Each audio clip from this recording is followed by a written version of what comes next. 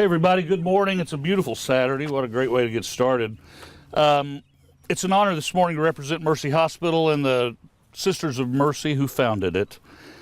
You know, this former site and I have a long history. I attended meetings on the third floor of Hometown Bank, right over there, kind of in the distance, weekly for about a year. And from there you can see the entire 66-acre tract which we stand on today. Within hours of the destruction of the tornado on May 22nd, two decisions were made by Lynn Britton, the CEO of Mercy Hospital and the Mercy Ministry. Number one, rebuild our hospital on a new location.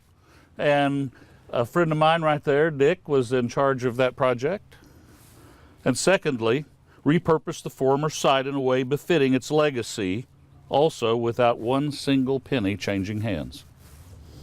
So the two groups formed to address these needs, the future site and the former site, and I was asked to lead the former site committee.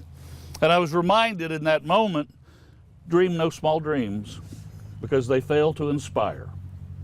Now I got to tell you, standing on the third floor over there, looking over the ruins of this whole 66 acres, it was hard to fathom that anything would come much of it. The city of Joplin was in disarray, and this property was almost like ground zero.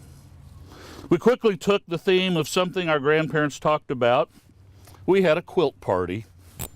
And that means quilt parties were actually called friendship quilts in the early days. This dates back into the 1800s. And what happened was little blocks were developed by different individuals, and then they would get together and stitch them all together and make a quilt. This was primarily done to celebrate weddings because it was a keepsake that you could cherish for a lifetime. It was also a keepsake you could pass down for generations to come, each with a story sewn together with common thread. Well, there's been a lot of work on the different blocks of our friendship quilt, and today we add the final piece. It began with the first piece, Irving Elementary. You don't have to look too far that way to see it. Replacing the former Irving and Elementary, both destroyed by the storm. I might add that that's a state-of-the-art school, and I actually attended Emerson School when I was a child. Next came the next step, which was the Autism Center. Then came the Mercy Memorial Site. I might point out, relative to the memorial site, which is the hill behind us, that the location of that chapel-looking thing you see is exactly in the GPS coordinates of the former chapel. Let me tell you why that's important. Because when you drive by here, if you see that and you don't know what it represents, you say, wow, that's kind of a neat pavilion with a lighted roof, you know, and a single cross on top. But if you do know someone who entered this life through that facility or left this life through that door, it means something quite else.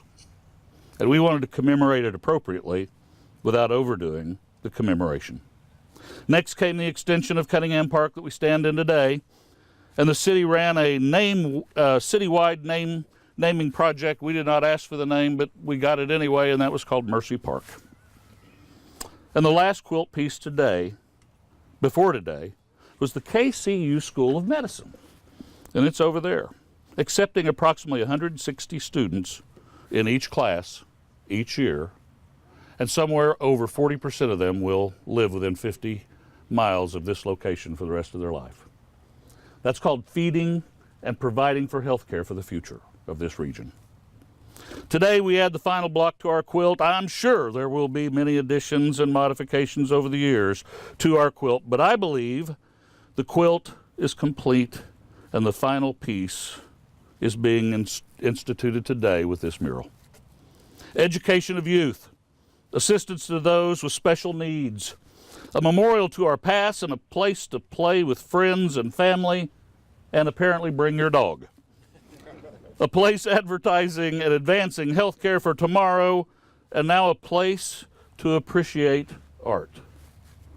This place we stand has been a place of service for decades to this community, and it appears to me it'll remain a place of service for decades to come.